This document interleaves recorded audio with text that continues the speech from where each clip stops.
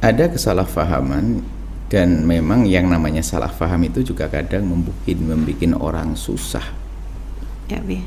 Di samping salah juga namanya salah. Di antaranya adalah keyakinan bahwasanya nifas adalah hanya 40 hari Ya, atau harus 40 hari.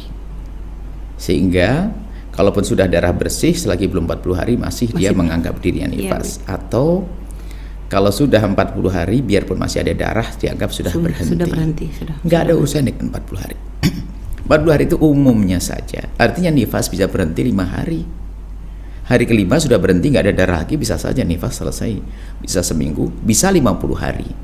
Jadi kebiasaan sampai guyonan kita mengerti menunjukkan salah paham. Waduh belum 40 hari ini. Berarti kan seolah-olah hanya 40 hari saja nifas itu. Tidak seperti itu. Jadi banyak kesalahpahaman di dalam masalah nifas. Jadi nifas itu ikut rumus, bukan ikut 40 hari.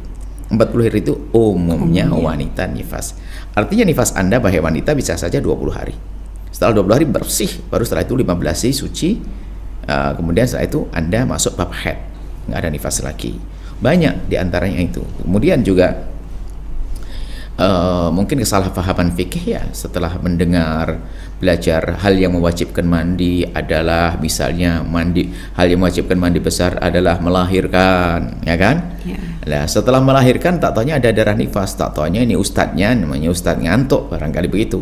Jadi mewajibkan ibu harus mandi. Kenapa? Karena ibu wajib melahirkan. Kan disebutkan dalam kitab, habis melahirkan harus mandi besar. Sementara dia dalam keadaan nifas. Sementara ulama mengatakan kalau dalam keadaan nifas nggak bisa mandi besar. Bahkan kalau dia yakin dengan nifasnya, dia tala'ub, dia main-main urusan ibadah, hukumnya haram. Jadi mandi besar waktu nifas itu haram. Maka kalaupun habis melahirkan, mandinya tidak setelah itu, nanti. Kecuali setelah melahirkan nggak ada darah nifas.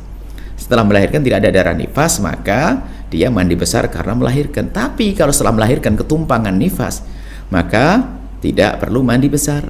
Nah, seperti itu. Jadi bahkan nanti kalau ternyata sudah bersih, mandi besarnya juga satu. Bahkan mungkin ada satu orang punya hadas 5, mandinya tetap satu. Contoh, seorang istri digauli oleh suaminya.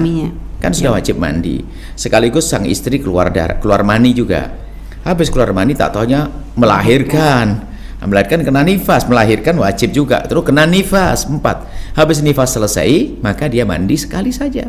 Nggak usah 4 kali mandi. Yang perlu kami tekankan di sini adalah karena kami mendengar di kampung tuh seorang ibu-ibu tiba-tiba harus mandi besar. Ya, memaksakan memaksakan mandi besar sementara dia dalam keadaan nifas, hukumnya haram. Karena apa? Dia tidak bisa untuk bersuci tapi dia mandi ibadah. Ibadah dalam keadaan dia tidak boleh ibadah seperti itu. Artinya ibadahnya nggak benar, artinya main-main. Sehingga karena dianggap main-main, maka itu dianggap haram oleh para ulama. Ya, sama juga seperti orang yang mimpi keluar mani ketika dalam keadaan haid ataupun nifas, ya itu juga berarti sama, tidak ada kewajiban untuk mandi kan. Seorang wanita bangkit syahwat atau mungkin berpelukan dengan suaminya atau seorang wanita dalam keadaan haid kemudian keluar mani. Kan keluar mani wajib mandi. Tapi kalau dalam keadaan haid ya nggak usah mandi dong. Atau mimpi basah tadi. Mimpi seorang wanita dalam keadaan haid kok mimpi berhubungan. Dalam mimpinya keluar mani betulan sampai keluar mani ke permukaan. Betul keluar mani. Maka ya tidak wajib mandi saat itu. Wajib mandi tapi nggak boleh saat itu. Karena saat itu masih dalam keadaan haid. Mandinya nanti kalau sudah selesai haid, seperti itu.